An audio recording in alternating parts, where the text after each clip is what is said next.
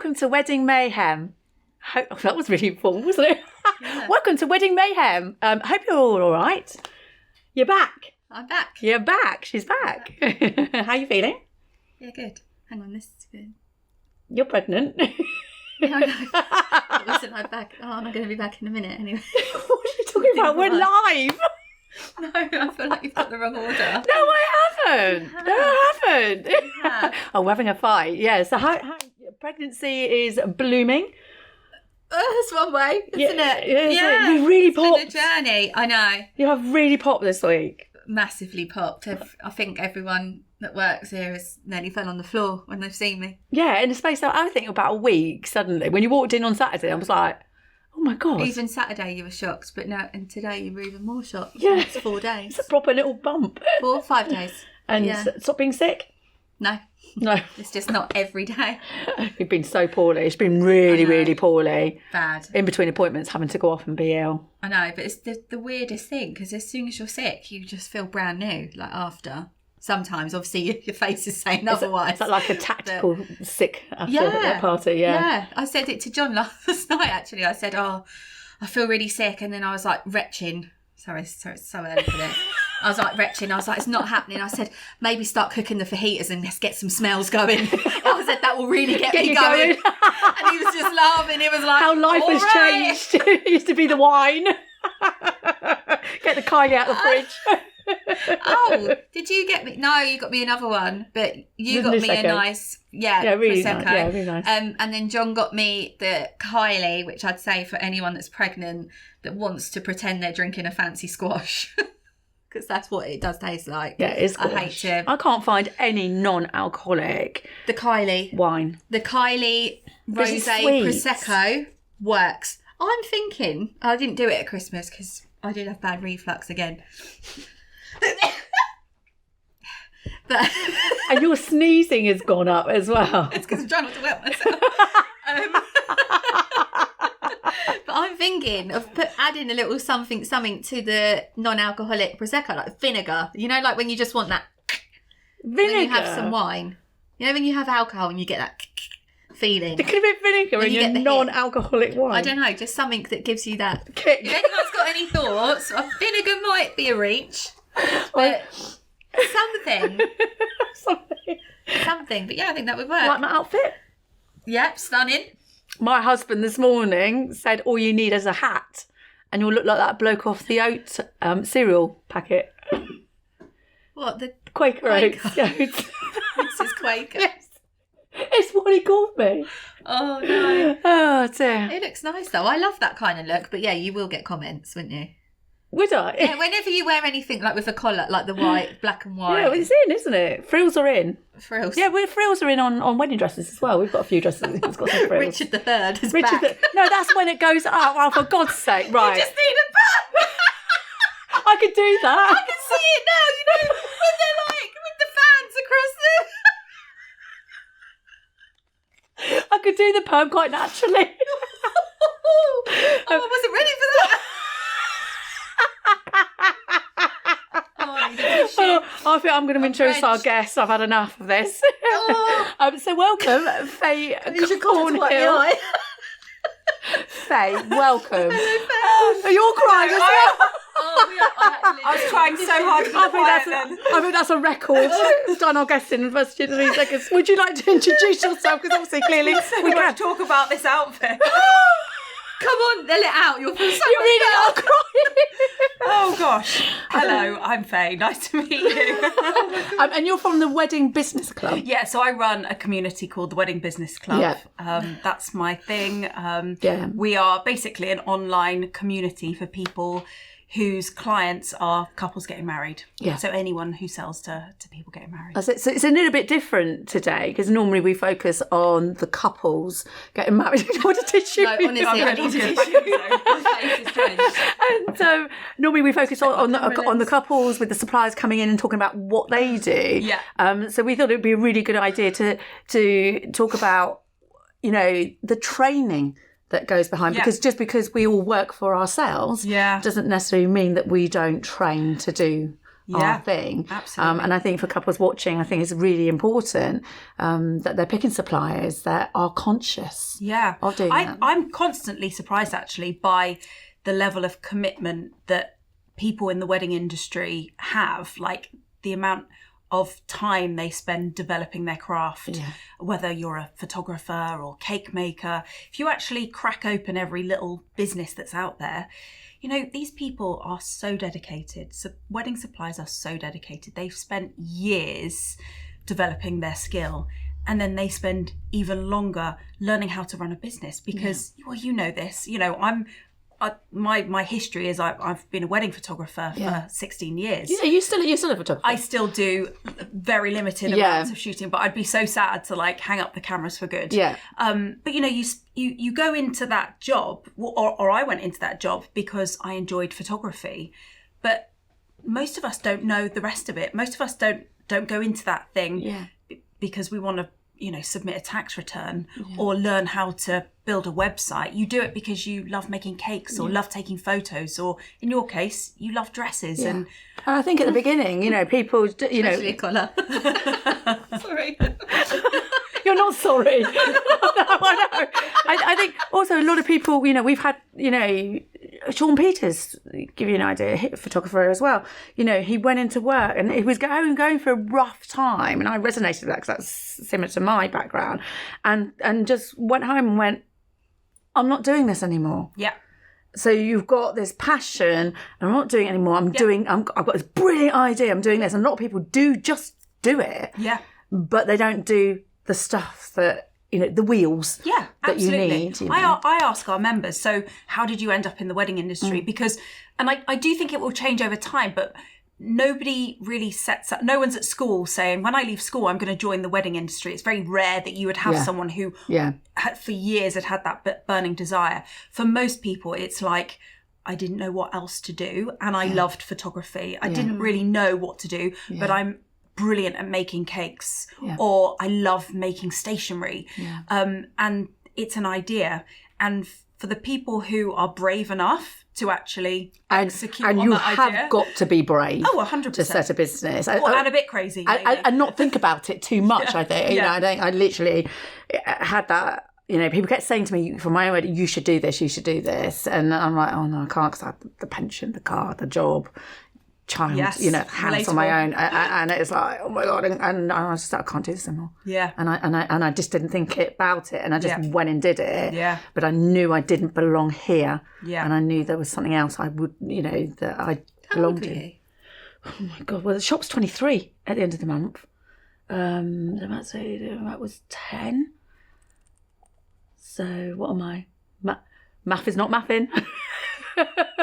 I'd love to help you, ladies, but I was mid-30s. Yeah, mid-30s is a you know, and you know, and it was a big jump. It is. Very scary. Yeah, I remember having conversations with, you know, good friends and family, people who support me. But when I said I'm going to become a wedding photographer, they were like, "Sorry, what? What were you doing before?" I worked as a sales director in corporate world. I ran a sales team. Exactly like you said. I had the pension, the company car, and I had a really nice car as well. I was like, and the thing is, I didn't hate it. I never got to the stage where I was like, I hate this. I'm not sure I've ever hated any job, and I worked at McDonald's once. I loved my job. I would never hate a work at McDonald's. There are benefits. Yeah. Oh. I loved my job, but I wasn't being fulfilled with the management behind it. I wasn't learning. You know when there's like something missing, and I think like I do think people can evolve into entrepreneurs, but I think a lot of us have that inside us, like that burning, hang on a minute, what could happen if I do this on my own terms? Like, I think... Sorry, I really tried holding that in. Did you see me twitching as you were talking? I was like, the coffee's going to go. I feel that burning. And I'm like, I know. I can feel the burn. I think you're allergic to me. Probably. Is it me? No, it's not. No, it's me. It's bound to be me. But yeah, that like desire, that burn for like doing it on your own terms. And it's funny because before we were recording behind the scenes, we were having a conversation.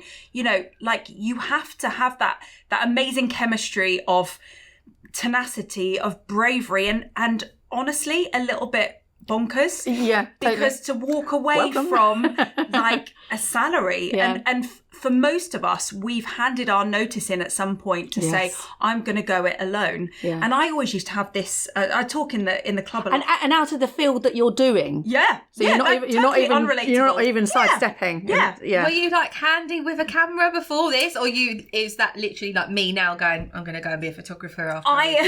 My dad was really into film photography when I was a kid. So there was a camera lying around the house. I did GCSE photography. Oh, right. So there was something. So it was like my hobby.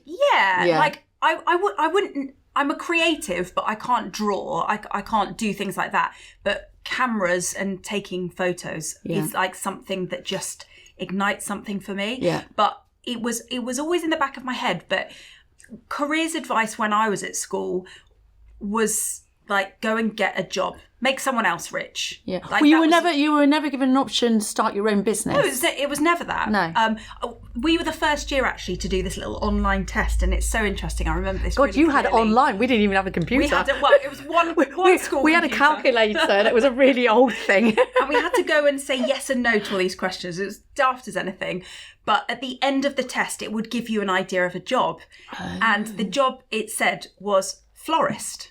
Oh. And I was like, wow, that would be amazing, which I still think it would be amazing. Yeah. I don't have the patience for it. I have full respect for, and I don't like being cold. It's cold. Do you know what? I did florists are brave. I did a flower arrangement yesterday because I became a nanny again this week. And I thought, I'm not just going to give her a bunch of flowers. I've learned like from Steph that was on here and our other ladies. And I thought, I'm just going to give it a go in some oasis and so I don't know, what's that green thing called? And actually I really enjoyed it, but I was thinking, if I was outside doing this, it's freezing.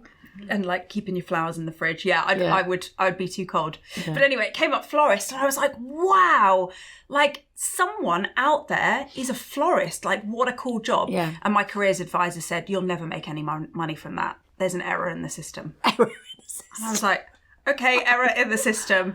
So I think, and I'm going off on a tangent here, but I think what's nice now for younger people coming through is that it's almost become the norm that there's small businesses out there. Yeah. We all know people who run small business. I know 500 of them. Yeah.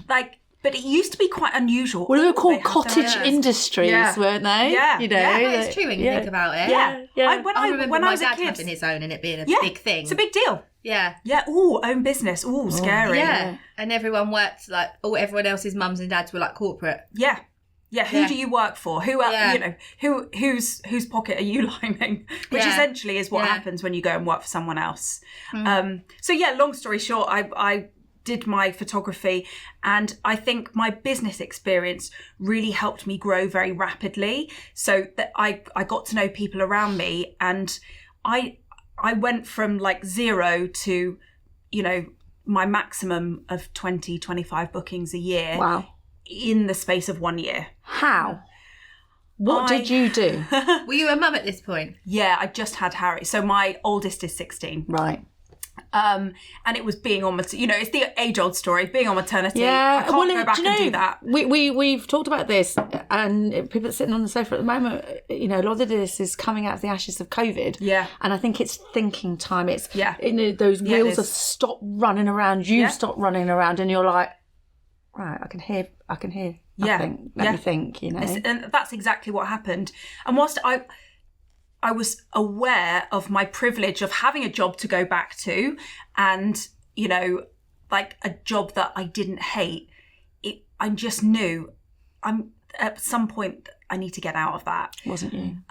So, muddled together this idea, quite like taking photos. I enrolled on a course. Okay. And went along, and I was the worst in that room. I didn't know half of the settings on my camera. I was totally out of my depth, but I loved every second because it felt like opportunity. And I'm addicted to opportunity. I'm like, I love learning. Yeah. Same. I say all the time, I'm a forever student. And in answer to the question of like, what were you doing? I was just willing to be crap. Yeah. And I was willing to do everything that no one else was willing to do. I was looking around, and I used to say to my sales team, like, you need to be there before everyone else. You need to be having the conversation that no one else is willing to have. And so I kind of picked up that framework of what was working in the corporate world, and I just dumped it on this fledgling wedding photography business. And I tried everything. And like I said, I was willing to do what other people were not willing to do. And like what? Times have changed now, but people would be like, "Oh, I'm not driving 3 hours to do a wedding fair." I'm like, "Load the car up, babe. We're going." Yeah, take yourself out of your comfort zone. Yeah. And people would say, "Oh, this couple want me to go and meet them in London, and they haven't even booked me yet. It's for a consultation." I'd be like, "I'm going. I'm going." Because also, even if you don't get that booking, you have learned to talk to somebody and actually what they want and think, well, actually, no, that's not what I do. Yeah. But you can develop yourself. Absolutely. And I made mistakes, more than one. And, I don't teach this kind of hustle culture of do everything. Like, the mistakes I made have enabled me to teach other people not to make those same mistakes. And we have got people in the industry that do that. Yeah. And I think this is where you now come in. Yeah. Because you're taking out the hustlers as such and Hustle's giving us not great. And giving us professionals. Yeah. I was, I say this not to glamorize it, but I had Harry 18 months later, had Grace. I've got this small business. I still hadn't resigned from my job. I was like a crazy mad woman. I'd get home from work on a Friday night. I'd go and shoot a wedding on the Saturday. On the Sunday, I'd be at a wedding fair. I'd be back on the Monday morning. And this is with 2 very small children. The childminder. Oh, God. I had 9 months off after giving birth, but then I was back at it. And you know what? I say this not to be like, this is the way you should do it, because everyone does it differently. But that was enabling me to elevate myself from this position that I was like, I can't do that till I'm 65. I had this burn, this feeling that I wanted to start a business, and I had happened upon this concept of being a wedding photographer, and I was going to make a damn good go at it. And, the stars aligned and my business grew very quickly. And it sort of was an organic progression, because people around me in the area and other photographers, people that I'd met on that course that I did, were saying, how are you doing this? Like, how are you getting these bookings? How like, tell me, share. And actually the first person that reached out and said, like, I will pay you. Can I chew the fat with you? Because how long ago did you start the club? So the club is 5 years old now. Yeah. Prior to that, I was doing one-to-one coaching. I ran a group program for 5 years. Because it was fairly probably new, but there's quite a few pop-ups now. But it was even I didn't know that people were teaching other people this. So I remember this florist from Milton Keynes messaged me and said, "Can I just pay you? Can I sit with you for an hour? And can I bring all of my questions and can I pick your brain?" And I was like, hell yeah, that would be great fun. Yeah. And you like interesting fact, at school, I done a questionnaire. Are you cold and are you poor? How are your fingers? And so I sat with her, and I felt that, like, I felt that newness that I had at the beginning, and that desire that I had at the beginning of my photography business. And I think it was pulling in all of my previous experience of running a sales team. And I love that. I love giving people the tools, watching them go and execute on what you've told them, and then win for themselves. I like that there is not much. They come back to you and tell you that this is what they've done. That's cool. You know that thing you told me to do? I went and did it, and look, I got a result. Yeah. And for me, what I realised was, that was what I was put here for. As much as I love being a wedding photographer, and I will never bore of weddings, that was it. And that was the sweet spot. That was the moment. And so I made it a thing and offered that exact same thing to other people. And it just grew and grew and grew to a point where I was like, I'm running out of time here. And so decided to create this online community, which is the Wedding Business Club. And again, people told me it was a terrible idea. Just like at the beginning of, I'm going to be a wedding photographer. Yeah, I was told I was making a dreadful mistake. I know. You know, and they would keep my position open and Interesting. You know, yeah. Yeah, turns out you didn't need that position 23 open. years later. I'm still here, you know. Yeah. So yeah, the rest is history. And the Wedding Business Club really is I think my third child now. Yeah. And what exactly is it?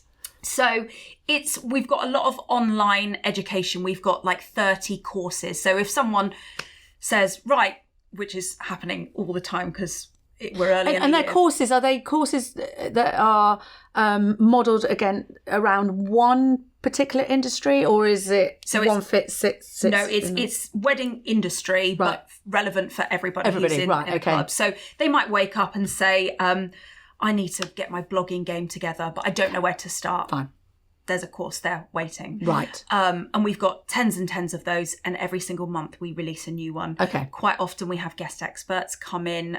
So we've got Melissa Love, who's an amazing voice of reason when it comes to building a website that is a sales machine. She's coming this month to do a session with our members. We also have a weekly Q&A session, which is probably my favourite part of the whole thing. And I just sit and we chat. Is this on Zoom or is it? Yeah. Okay. And people pick my brain and I say, ask me anything. You know, I think that's really good because finding time when you have got a business is so hard. And, you know, that guilty pleasure of doing anything personally for yourself when you could be putting it into your business is hard. So let alone going and for Arnie training. Yeah. It's become a little ritual. We do the same day, the same time every week. So you can actually put that in your plan. Yeah. And it works really well. And what is interesting is you can think that you don't have a question about running your business, but we all have it. Like, so people are listening into other people's questions and thinking, oh God, I didn't know that I needed to have that legal policy on my website. To Sarah Davison's the divorce coach. She does like a Zoom where, you know, for people that are in, you know, trying to get out of relationships and stuff like that, and they have like a Zoom meeting. She said, and people just sit there and not say anything, but then somebody will say something and then it will just go, oh no, that's me, you know, and stuff like that. I think that's great. I think the collective wealth of knowledge, because even though it's me and it's my club and I'm teaching based on my experience, actually we've got over 500 members. Wow. Is it something they do monthly, like they subscribe to? Yeah.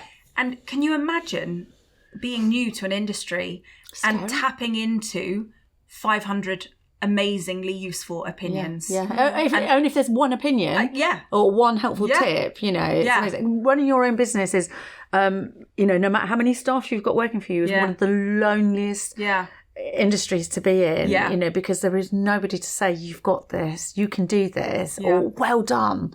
We're so lucky. I don't quite know how it's come about, but we just have the most incredible people. There's zero egos. There's zero bad attitudes. Do they come with attitude? And I was going to say, the people probably with them think they don't need it. I just I don't think people like that really buy into me. Well, I don't think they like me. So it's so supportive, so friendly. You know, sometimes someone will have a question or a problem, and I will just sit back and watch everyone step in and help that person. And it's quite magical, actually. Like I know it sounds cheesy, but I have been brought to tears before by the support that people have for each other, because, you know, it's the concept of the rising tide. If we help each other, we all develop, we all grow. If people have great ideas for blogging or content creation or whatever it might be, a new sales process, and they share it, we all win. I think also with a business as well, you know, you can get stuck in that position where you think you're doing everything right. You're at the top of your game.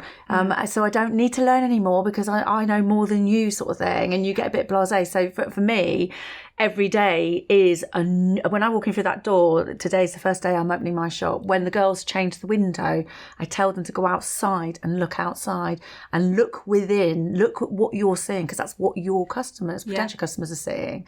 You know, so I think it's important. But you do get people, and you get stale. We were saying this before, weren't we? Before we started recording, like somebody with 25 years experience can learn incredible lessons from someone 6 months in, because they're coming from a different like time. It's a fresher outlook. You Yeah. get stuck in your ways. Exactly. I think you'll get it again. Yeah. And I've heard this before, like people, I've been in the industry long enough, I know inside out, upside down. You teach me to suck eggs. The new and, ones you that know. are the better ones. Yeah, and I'm They're like, just fresh. what a shame to have that attitude. Yeah.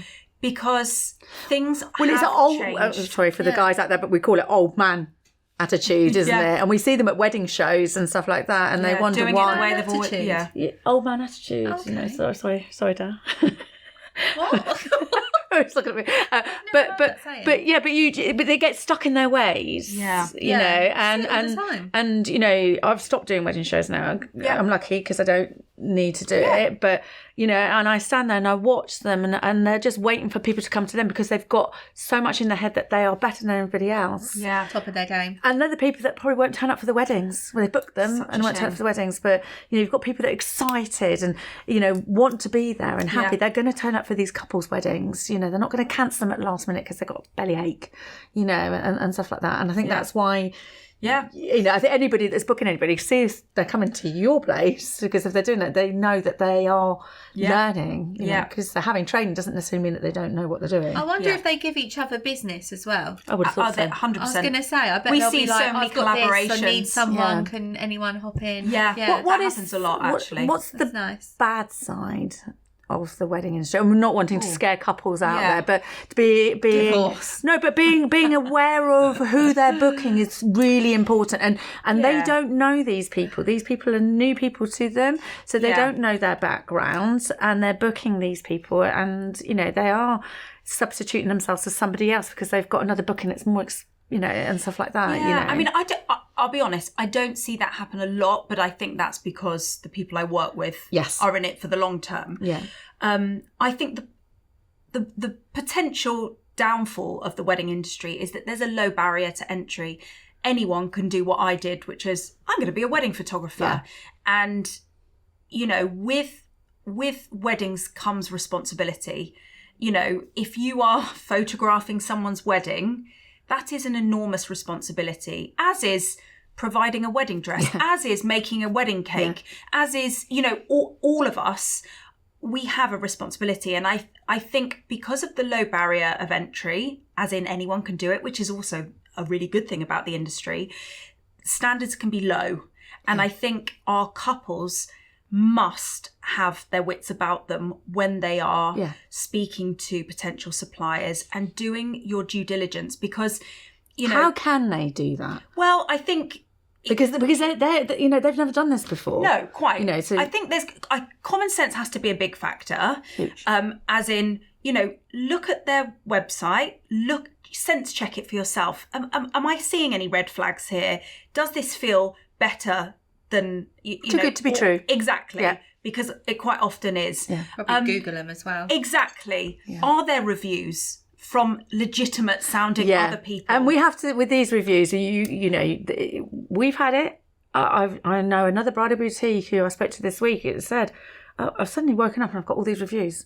She said, I've never seen these people before, you know. Some of them are bots, some of them are other people in the industry. You know, some people are probably... What losers as well, by the way. Because when I went to the Harvester the Get other a job. day, with had a craving for a salad bowl. And the woman said, could you leave me a review on TripAdvisor? I was like, of course I can. Yeah. Just done a sweet little short and sweet. And it was like minimum of 100 characters. And I'm thinking, no wonder why people like just think, I can't be bothered. Yeah. But I just think people sit there and have the time to either lie or they've never been in the shop or whatever. Exactly. What a bizarre thing to do. Yeah. But I think, do your due diligence. In my world, it's obviously... You know, in my history, it's photography. But, you know, you've got to be asking the questions. Can you show me a previous catalogue of pictures that you have shot? Yeah. And ask good questions. Yeah. So a recent one as well. Where was this? but this is that's important. You know, I've had 3 requests in this week from, you know, photographers that want to shoot weddings. And they're not just... doing it for practice, they're doing albums to go to wedding shows that they will pass off that they've done a wedding. A photo shoot is not a wedding. Correct. You can tell. I remember when we've been to wedding shows before and, you know, they have their books out. you could tell some of them were so old because Yeah. of the dress as well. Yeah. And like the hair and the makeup style. And I'm thinking, God, either update it or... Yeah. And it is hard because like you've got to break into an industry and so it's a bit chicken and egg sometimes because I'm saying like do your due diligence, make sure you go back. But at the same time, if somebody's not, shot 100 weddings yet, you would at least expect them to have been involved in some element of training, some courses, or perhaps a styled shoot. But we have to be, as vendors, we have to be honest. Yeah. I'll go back to hello, Sean. Sean Peters again. Before he did, joining us then. I know. Sean. He's I really know. Huge plug. But again, before he started, he contacted another photographer and went, "Can I come and do it? Be with you and just be in the background? Can you just show me the ropes?" And anybody that's passionate about their industry will help people. We've got bridal groups that we're in. We're all competitors, but we're all on hand. Go, did you try this? Did you have you done this? And do you need us to help you? And so the events we go to together, we always say it's a wonderful industry. It is absolutely. I don't think you can beat the wedding industry. I'm yet to meet somebody who's like, I'm over here in an industry and I'm like, oh my God, this is better than us. Of course, there are people in every industry that you're like, they're not my jam, and that's fine. Like, not my jam, just like that. Whatever. But on the whole, I just think we are a force to be reckoned with. Most of us have started from scratch with nothing, no experience, just a women and a prayer and an idea. We're proud people. Yeah. We Women a prayer. Lovingly saying. Yes, we not are. my jam, and then with a women a prayer. But we're proud people, and we want to be the best of the best, and we want to make sure that couple have the best day ever. And having pride in your own work. I just hope couples see that, because I see the other side, and I see the lengths that my students go to make sure they are, not that they don't want to be the headline act of somebody's wedding. We talked about headline acting before, which we'll touch on. They just want to do the very best for their couple. And the thing that makes them feel alive and happy and fulfilled is when the couple says, we loved our stationery. We adore it. You've poured your creative soul into this and you've exceeded our expectations. You've actually given us a bit extra than what we asked for. You know, you've upgraded the paper or, because you could. Whatever it might be. Someone just You went A4. You went big. All the stations are like, no. But I think it's so important that couples see how much we go through. And I remember a few years ago, there was an article in one of the magazines, like it was, things that wedding suppliers do to stitch up couples. And it was like, all wedding suppliers put a 0 on the end, and all, ask them for a birthday cake, they'll charge this. Ask them for a wedding cake, it's 4 times the amount. I've seen that loads so of times, actually. But a wedding, people say when you go and book a wedding, it's different to booking a party. Let's go and book a party. Well, they say. But you're not going to get the amount of attention that you're going to get at a party. You're thrown into the room, your food's on the table, whatever, but on a wedding, everybody is falling over themselves to make it's sure a completely people different... are sorting out issues that are happening. The drunk boyfriend's being pulled away and tucked away before the bride sees it, and and stuff like that. You don't get that at a party. It's a complete, like, if ever I see those articles, it really irritates me, because normally by bridal magazines. Frustratingly, yes. And I think it's unfair. I think when I see those lists that's ways to get money off your wedding suppliers, I'm like, are you kidding me? Most people are grossly undercharging for the work they put in, for the hours. We are underpaid as an industry. If I worked out my hourly rate, I think I'd be 25p a day. And probably. I see the other side of this. I see, your florist coming in and saying, I had no choice but to say yes, because, I'm literally holding the fort down with my business. And they are amazing at what they do. And they pour their soul and their time into working for their clients. And then the clients just not all clients, most clients are fabulous, can come in and wipe any profit out. So that poor florist is out there working really hard and doing an exceptional job and will walk away in some cases with zero profit. And I don't know if couples fully get that. Well, you know, this happened to us, I say last year now. It's weird, isn't it? And I actually, it was a girl that came into us, tried a dress on, and she was really late ordering, so she had to do a rush cut. And obviously that charge is charged to us by the designers, so we offset it. Yeah. She went away, and I said, you know, and I, you know, it was very clear on the dates. I said, and I will turn down an order, because I won't put her in a situation where her dress is running that late that it's going to miss her wedding. It's just, I've seen it, and I won't do it. And so she went away, obviously, to think about it. And then I think we did a newsletter, and she came back to me, oh no, I actually found the same dress, somebody else that did it like this price and did it, you know, no charge for the rush cut. And I'm like, there's no profit. How can a business, there's no profit. Yeah. In fact, actually, I think it's probably going to be a loss. So how can that shop do that dress at a loss and be a business? Yeah. You know, and I pray that girl gets her dress, because they can't supply it. Yeah. So whether they're taking her money and running, you know, is hard. You know, so it is hard. You know, I obviously shop around.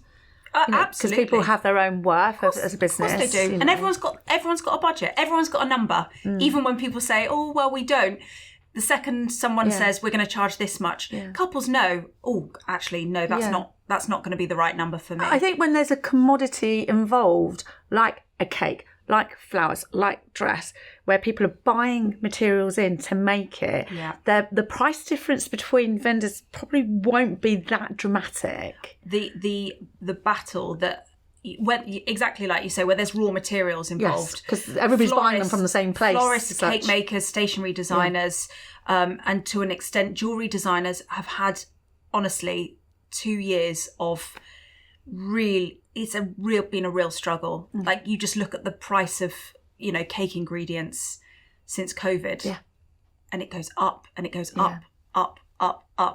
And I think, you know, all of us have to be very aware of that. And it is a balancing act, because I would never, as a wedding supplier, want to sell something to somebody that is causing them a headache because it's costing them so much and they're not really bought into it. That's a mix. That is, it's not a good energy. But at the same time, like, people working in the industry have got to be making profit. We've got, as suppliers, we've got to be making profit. They've given up their pension, the car, the top. You know, and if they're not making a profit, then they're not growing their business, and those couples are not going to get what they paid for. There's nothing better than when I hear from one of my students, or when I'm working with a couple myself, and they say, you know, you were the best money we spent, and I think, brilliant. That's what you want, isn't it? That's what you want for your couples. You want your couples to have, because they've worked hard. Weddings are not cheap. We all know that. And you want them to go, yes, I made good choices with great suppliers who showed up for me, and I love them. And you want those suppliers to have enjoyed working with that couple and to have made a profit for their hard work and their years of training and education and, you know, honing their craft. I think if you can see a supplier that is still learning and willing to learn, that's a good supplier, 100%. You know, because they haven't just said, well, well, I haven't dressed like Mafia Mama, so it's like, you know. But I think, you know, go on their Instagram. They're posting that they've been to one of your workshops. Yeah, that's a good sign. That's a good sign. A good sign. That's not a sign that they don't know what they're doing. They're wanting to learn to make sure that they are on top of the game, because markets change daily. New things happen daily, and to be on top of it and go, oh yeah, I could do that. I could do it. We've just swapped the shop round. You know, the youngest member has just walked in after I being. love that she pointed at me. It's not me. No. Karen, she went off to uni for 6 months, and it's not for her. She's deferred and come back, and she's within an hour she walked back. She went, yeah, I think we'll just change this around. And actually, it's like bloody genius. It was a genius. Why were we not doing that? Yeah, all right. Well, no, it's true. Honestly, we had because we're running a business, and we are busy. Yeah. So we haven't got 5 minutes to look back and go, ooh, right, okay. Yeah. So we're hopefully with the training in this shop that we're all doing the same thing. So never be on. I forgot what the saying is now. Left foot, right foot. What? Always put your right foot forward. No, never be complacent and go, I know it all. Yeah. Because that's a bad supplier. That's what I on say. your toes. That's the one. There we go. I knew it's something to do with feet. But it's not linear, is it? It's not like you start a day one and then you do this, do this, do this. I've come to the end and I know everything. Yeah. This next generation of people that are getting married are already, it's very evident that the way they inquire, the way they shop, the budget that they have, and the way they make decisions is totally different. Yeah. Just go back 5 years. Yeah. Completely different. Why would we do this? Because standing at a wedding fair now, literally on our groups, bridal groups, everybody's going, these are a waste of time. Not like they used to be, blah, blah. What can I do differently? I'm like, hello. You probably get like a DM on Instagram now. Yeah. To inquiries. Yeah, definitely. People wanting to meet you in person. Yeah. And people like bride and grooms and couples are savvy. Yeah. They're not stupid people, so you've got to be on top of your game. You have. It's ever changing. Talking about games, we have a game. Woo! You don't know what it is yet. I think Laura's going to bring it on for us, and then we'll do that. I thought you meant me. I was like, I don't know. You're not getting up. She's not moving. Let's improvise. Oh, wow. So this is our little spin the wheel. I'm a bit sniffy. You're giving me all cold. No. Better not have done. There you go. Right. Okay. So if we give it a spin, and I'm going to ask you some questions as we go along. Oh, fun. There we go. Right. Go on, spin it. Oh, I'm spinning. Sorry. I missed the memo there. It's quite I feel like intimidating. it's going to land on a green. Oh, I was close. Words of wisdom. Oh, what a perfect one to go on. I feel like you'd be very good at words of wisdom. Yeah. Who am I giving words of wisdom to? To a bride and groom about to get married, about to start planning their wedding. What would be your top wedding tip? Yeah, when booking a supplier. Oh, I think couples getting married. I think don't be hasty. Mm-hmm. Don't be hasty. Do, just tying back in with what we were saying, do your due diligence, do your research. There's plenty to go around. There are lots of suppliers out there. I know, that you have choice. And I think it's not like when you're going to buy a house where you're like, oh, it hasn't got the utility room I wanted, but it's got everything else. We'll go for it. You can find the supplier that you have in mind. The right fit. Yeah. Get that right fit. Yeah. I think it's really important. And so check what they do. Is their cake that they make exactly what you're after? Yeah. Taste the cake. Is their style of photography exactly what you're after? I think and then like make sure it's the right person. Yeah, like a cake person. If a cake person won't stand out a piece of cake to you, I always accept cake. Yeah. If they don't have cake at the wedding fair, you want to be tasting the cake. Exactly. Make sure they're consistent. Good. They're doing the thing in the way that you want, and make sure it's the right fit. Yeah. Finding good people, and they are out there. There are amazing suppliers out there. I'm so proud of my industry. Oh, me too. I love it, and I think these getting the right fit is important because these people are with you. Yeah. The run up, you'll never forget the run up to your wedding. So true. And on the day, it's like, let's do it. You know, even if it's not the makeup artist who's going to be there with you in the morning, even if it is the person that makes your veil, right? They're not there on the day, but just somebody who you can enjoy the communication with, who can share your excitement. Yeah. There are people who are quite transactional out there, and then there are people who are so excited for every client who walks through their door. You want those people. I think for couples just to take a moment as you're, experiencing these things that you have booked, slipping on your dress, feel it, eating the cake, taste it. Sharon's like, taste the cake, literally the dress. on cake now. It's all going on. We have All the biscuits. meals. They are real biscuits. You can eat them, But yeah, I agree. Right, but spin it again. So you do retreats. I do. Tell us about the retreats. I do 2. Now, I know exactly what you're thinking. You're thinking eye mask, Point at me. lying down, Well, soft music. so I do 2 retreats there's a a bit of year. that. I do one in April, which is an adventure retreat, Yeah. and I do one in November, which is living in your PJs for 3 days and chilling by a Yes. fireside. Yes. So last April, I took a group of 20 women up Snowdon, and then Because that's not your first Was mountain. that April? it was in That weren't November. It was I'm looking April. at November. It was Not your April. first mountain. Not my first mountain. Yeah. No, I've done a few mountains. Yeah, and took your children up there. Are you referring to Kilimanjaro? I am. Oh my Yeah. God. Watch this lady's film. Yeah, we were really you will be lucky. crying. I was in tears. I still can't watch it without crying. We're really lucky. We were sponsored by Sony to make a documentary of our climb of Kilimanjaro, Oh, just low-key. which if Okay, anyone just- doesn't just know, little old it's, Sony. Kilimanjaro is the tallest mountain in Africa. Yeah. I'm surprised kids could do it. Yes, well, We lied. The application. we had to take our own group of porters to get us up there. We had to go as a private group rather than on a group trek. Did they because have the Grace was minimum age? 11. Yeah, it's 11. Oh. So she just The got travel through. insurance was fun. Yeah, it was an amazing experience. Long. Oh my God. Did How long the did kids it take enjoy you? it? Do you know they did? And I was saying, Because her daughter says, when you surprised her, and said, Yeah. yeah, that's fine, as long as it's not Kilimanjaro. you're like, it's Kilimanjaro.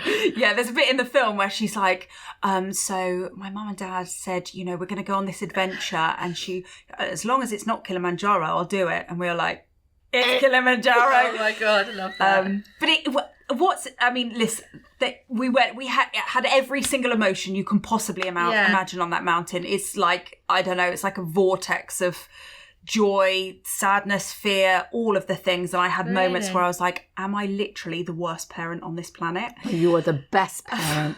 Because these children will remember this. And they Done it do. all together. And- What a lovely and thing. they do. And if they go into business themselves or anything in, not even business, but into work, it will make them braver. And I Yeah. think, that our future children need to be braver in the world that we're in. Well, that's kind of you to say, and I hope that is the case. But we do reference it in the house, like when something difficult happens in life, they do say, "But we climb Kilimanjaro." Yeah, exactly. So it's like, well, we've done that, and do you know what Your I say? daughter to say it as well. I've done it at 11, mate. Like, no, I don't think she'd say mate, but you know what I mean. Done it at 11, mate. Been there, done that. But I say, T-shirt. that is what I say to people, and that's why I do that April retreat. Just coming back to that, because when you do difficult things, it makes you think, well, hang on a minute, if I can do that, what else can I do? Yeah. And if you are just living in your little bubble of comfort, and I think comfort is more harmful than it is good sometimes, because you can just stay put. And if you're never Becomes pushing stale. yourself, I've done that for 11 years. Yeah. I'd say after 2 I was pretty done, but I just stayed. You become Yeah. It's what stale. you do. So You have the stable. Yeah. You have the health insurance. Yeah. All of I that. think comfort is a disease of its own. Yeah. And so what I saw when last year we took this group of 20 women to Snowdon, we're doing Scarfell Pike this year, is that I could see the light bulbs going off for people who said, I'm booking in, but I don't know if I'm going to be able to do it. Mm-hmm.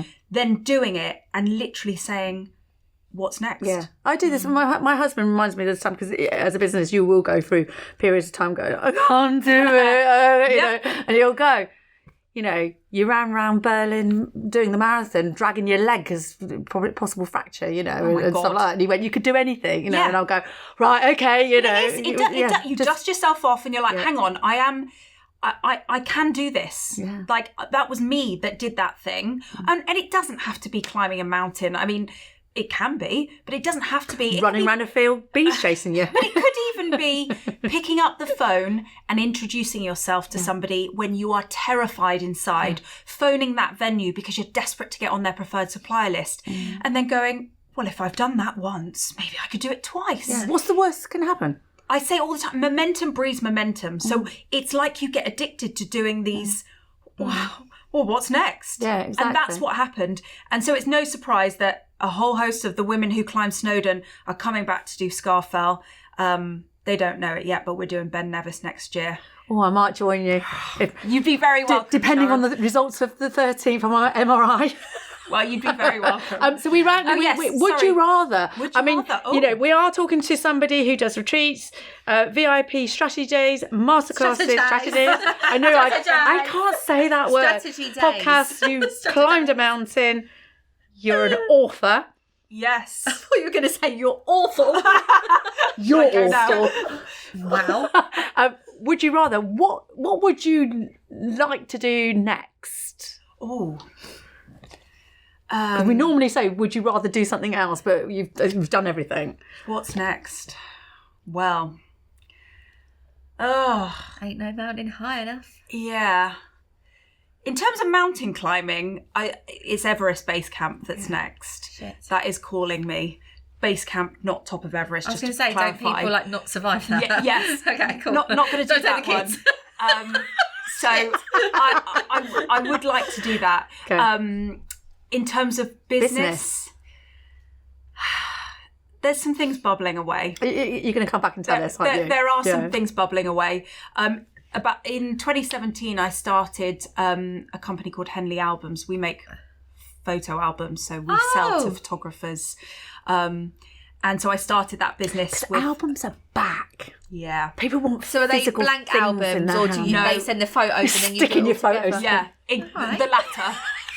The last one, yeah. Yeah, who licks them but you?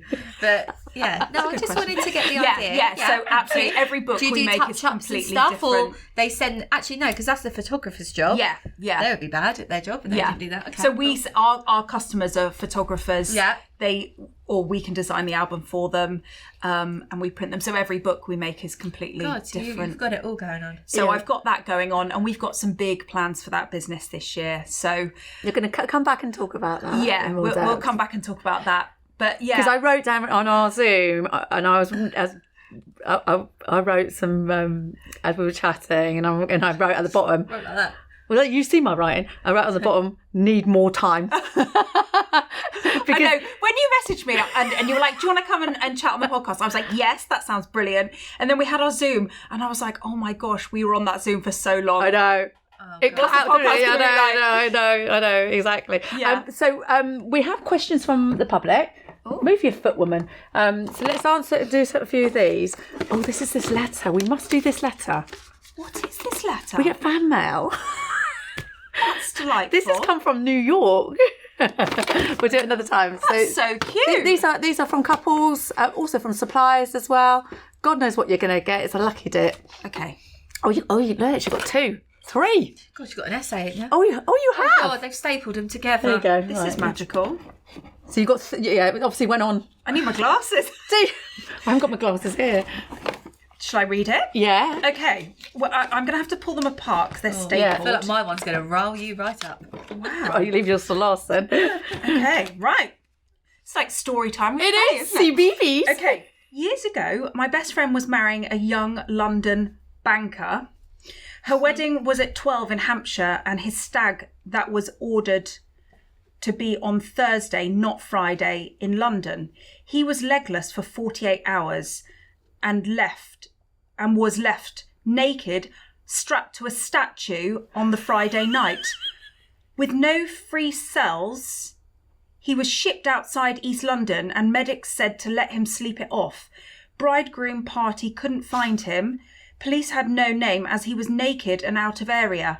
He woke up in a terrible state and got to their Catholic full mass service 2 hours late and green and swaying. But they are still married. No. What a great story. That's come from the shop, that one. I don't know what the question is here, but that is... It's a story. Can you imagine? This is why you have your hen and stag do's a month before. Or more. Oh, well, we actually do say 8 weeks before, because if you break anything, you've got time to As heal. you get older now as well, like John went out the beginning of December for Has his he still friend's got a hangover? birthday. Yeah, he was, honestly, he was being sick so much, and I was just like, you just can't. No. He never, in the 11 years we've been Wow. together, he's never been able to handle it, but he just really tries.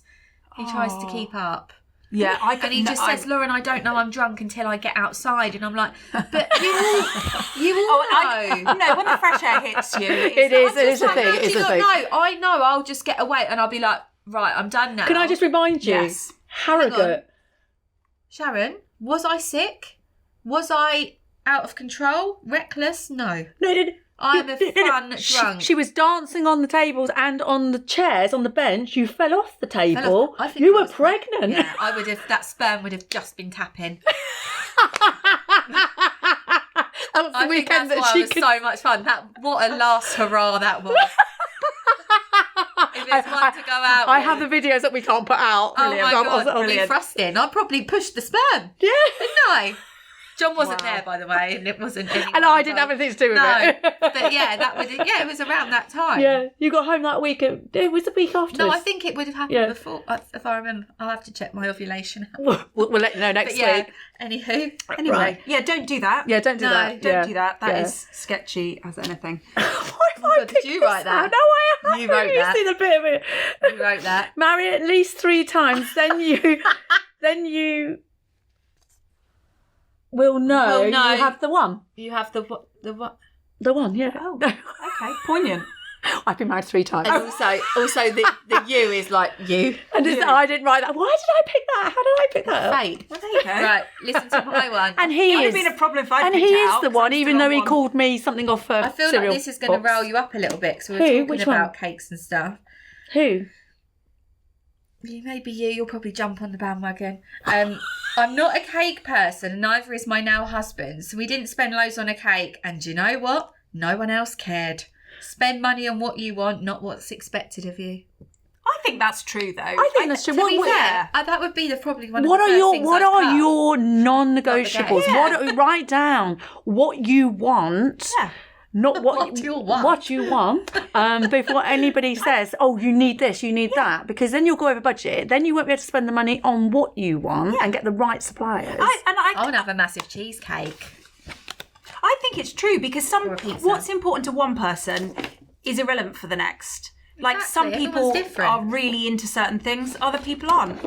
So if you don't like cake, why would you go and spend £800 on Yeah. something you're not into? Yeah, just because you. Although, can I Don't just mind. say, I would always notice if there wasn't cake at Would a you? wedding. God, We've you're made gonna come to mine we've then. made you hungry, haven't we? My one's actually a good follow-on from that. It's your day, don't stress. If your guests are having a good time, do what you want on your day.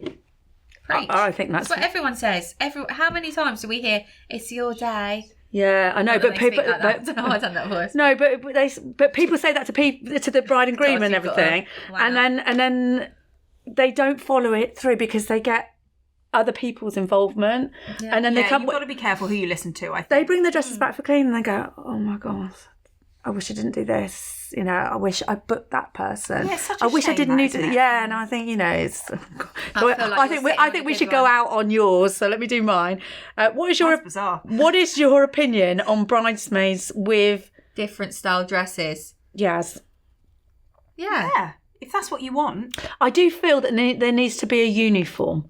No, there needs to be some kind of sameness, but at the same time, Sameness. if you've got you're gonna have maybe a bridesmaid that's tall and skinny and one that's short and curvy. Yeah. Why would you put a gal that's got, say, ginormous boobs in a high halter neck when it's the tall and skinny one's gonna rock the shit out of it? Yeah. And I just don't agree with I agree. making people look shit. I think either you pick compliment everyone's body. pick a design Celebrate. that suits all. I think if you go into a specialist, and when we've just stopped doing bridesmaids, but you know when we had them in the boutique, then they were specialists in one suits all. You know, but then if you've got somebody that is a misshape, Yeah, if you know, you've then got it's multiple difficult. body Same types, fabric, which, same colour. Yeah, so different stick to the styles. same colour. Yeah. Either the same dress style Yeah. in different colours if you want. Yeah. You know, or different styles. Yeah. Yeah. I've just said And that in different colours. I think that's the fun of weddings now is the rule book is no such thing anymore. No, it's your rules. If you do you, but I would agree exactly with Lauren. Like I've seen and I've photographed bridesmaids in dresses and clearly they're not enjoying the experience of being in that dress because they wanted they're not meant to be matchy in it. Yeah. and not all styles suit all body shapes, and it's horrible when you're uncomfortable. Can I also just say as well, put my last penneth in, is, bridesmaids, dress rehearsal your dress, jump up and down as if you're going to catch the bouquet, and if you're not wearing a bra, when they're doing their slow-mos for the videos, you've got... Oh, I have seen that? The boob going up one, boob going up the other, boob going that way. Let's not do any slow-mos around here today. So do look in the mirror, do jump around, because you bet your bottom dollar there's going to be a video on you.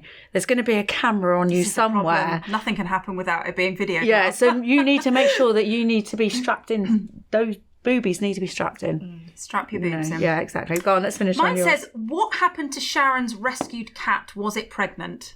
Oh my God. I've got zero context for this. Did it put a name? No. I was done in the shop. Sharon got a black cat on like her mum's birthday. No, so it was like a sign. It was the night before my birthday. So both my parents have passed. Right. Okay. So the night before, exactly 8 o'clock, we could hear crying, and John. And we realised it wasn't the TV. Stop laughing! I'm trying to be serious. Tell your face. John went outside. This little black cat ran off. Right. 5 minutes later, it came back, and I went out. And it literally chucked itself at me. Oh my God. Sharon still answered the door in her dress. So on the ring goes like... This is a Quaker. This is Quaker. And at 8 o'clock, the day before my birthday, is when my mum's waters broke. Wow. And it was a black cat, and my mum was called Merlin. So black magic. Yeah. So it's a sign. So we've tried to find the owners of the cat, the people that we know that are part of rescue services for dog loss and stuff like that. Tried to find it. There was no person. And so we took it to the vet. And well, first of all, I gave it to a neighbour, thinking, you need a cat, because John's like, we're not keeping it. And it was bones. It was in my hand. So we took it to the vets, and they went, it's feral. It's not anybody's pet. It's because this cat literally was like a mom. Well, because they just said a cat that's been to the vet is all a bit offensive. This thing's just lying on her back, going, "Go on then, what are we doing?" And it was just like purring away. It's feral. So now, was it pregnant? So then I got it chipped and vaccinated, because it had to be, because it was ill. It was. I told a 6-year-old she was getting a cat. So I rang John. So John said, "What's happening with the cat?" And I went, "Oh well, I've had its vaccinations done and it's chipped done." And he went, "We're not keeping it." I went, "Oh, only until we find the owners." Anyway, yeah, I've still got her. She's called Coco. She's a little plump little thing. And is that her name now? Coco, yeah, and she's she's my. Well, we were going to call her Magic, but the shortened names were not liking. People calling her Madge and rhymes with badge. Things. That's what you're thinking, though, isn't it? So who needs an imagination? I know. And she wasn't pregnant, because then I had to say to him, we think she's pregnant because she had her teats were out, because she wasn't a kitten. She was actually an 18-month-old cat. She was an adult. Aww. So we had to wait 8 weeks to see if she was pregnant. Well done, you. But I've still got her, and do you know what? She's she's lovely. She is my shadow. She follows me. Did you show me a video of her just following you when you left the house? Yeah, she goes on walks with us, with the dog. And I love animals. And I'll just call her name and she'll just appear. She's magic. But she stops me working. So, give you an example. So but if I'm not in the shop, I'm at that computer. You'd get hold of me. You just message me. I'm there. So she will break me at 3 hours. And I've timed it. At 3 hours, she comes and just walks up and down on the desk in front of me. And I think that she, she's just purring. I thought she wants food. I put her down. She won't stop until I get off that computer and go and have a break. And it is every 3 hours. Cute. It's weird. So yes, the answer to the question I have still got. And she's called Coco. And she's not pregnant. And she's not pregnant. Ta-da. No kittens over here. Where can our suppliers contact you? My main hangout is Instagram. That's my favourite haunt.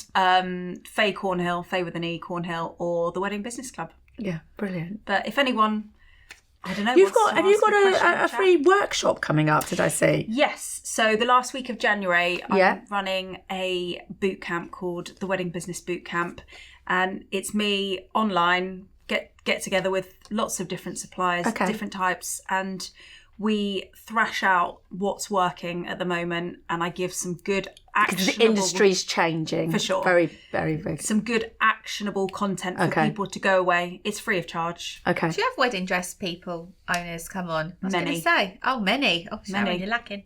Yeah. Slacking. I haven't got time. Slacking. Slacking. What are we doing? Oh my God.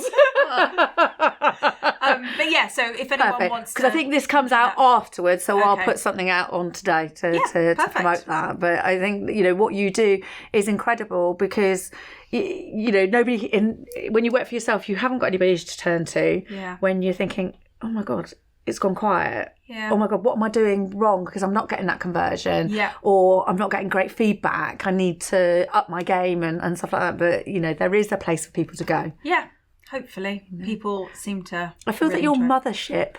Oh. Oh. And I'm coming to one of your retreats and I'm going to climb a mountain with You'd you. be very welcome. Perfect. You'd be very welcome. And it's been a pleasure to be here. So thank you for asking me to come on. And go follow this lady if you're in the industry. And suppliers, elevating your game is really important. Keeping yourself fresh is important, know. And come on the show. Send us a DM. Send her a DM. You can say goodbye? Yep, see you later. See you later. I've got where we're looking now. We're looking at this. Jumping on my bladder, so it's a matter of time. Are your feet jumping on your bladder? I've got feet. I can literally on my bladder. I've got this just the whole time, and I'm like, Fantastic. Well, she needs to go for a pee, and we'll all see you next week. Bye.